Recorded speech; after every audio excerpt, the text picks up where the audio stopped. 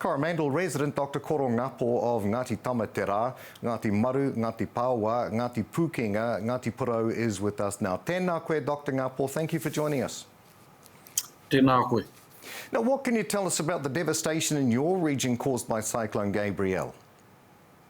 Currently at this time, just like many parts of the North Island, Hauraki's been hit quite severely.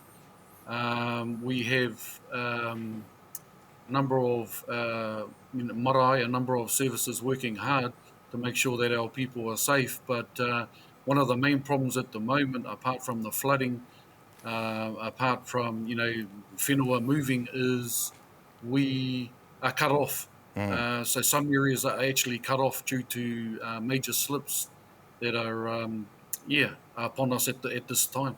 Yeah, and sorry to hear that. Which areas have been cut off?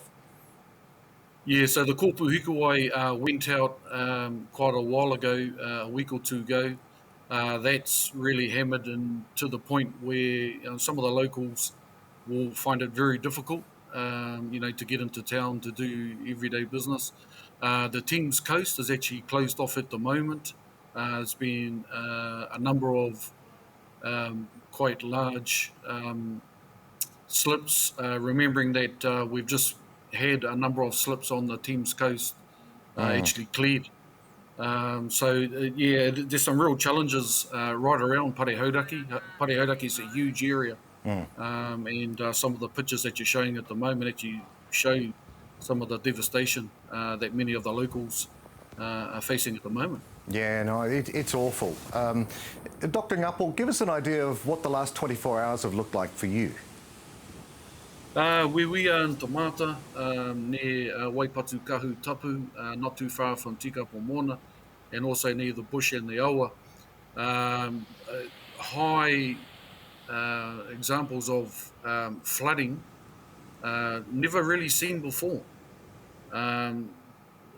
Quite scary also was it was almost like a hurricane type of situation. You had winds that were very, very strong.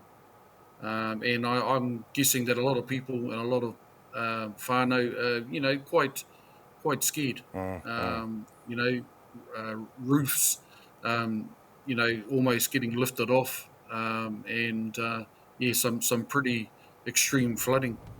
Now, we appear to have had plenty of notice that this weather was coming. Did the warnings help whānau at all better prepare for the cyclone? I think this time around, many of the whānau that we've spoken to and keeping in touch with have been quite well prepared.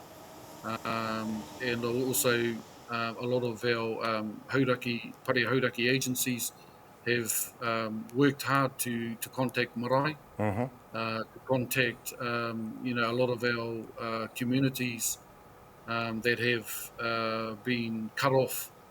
That's one positive thing, I suppose. And we know that emergency services are working hard. How do you feel that they're coping? And what reports have you heard of people doing it really tough? Yes, the emergency services have been working extremely hard. The communication has been going wide and far. What that entails for, as we're hitting high tide at about 2 o'clock. So that's going to be another challenge as well to see where that further flooding goes to. Yeah. Now, do you know if whānau can still keep in touch via phones or internet? Yeah, one of the major problems with Hauraki, because it's quite a large area, is not everyone is fortunate to have access to internet and other types of communication. So that is a problem as well.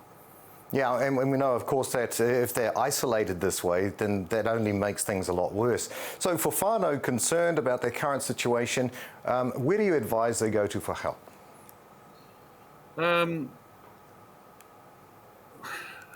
contact marae, contact iwi representatives. I know the Teams District Council have been working hard to get communication comms out and to make sure that there's resources there for many of our people. Also talk to your neighbours, talk to your whānau around, try and get communication out as best as possible.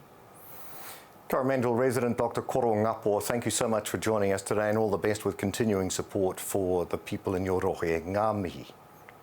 Tēnā koutou.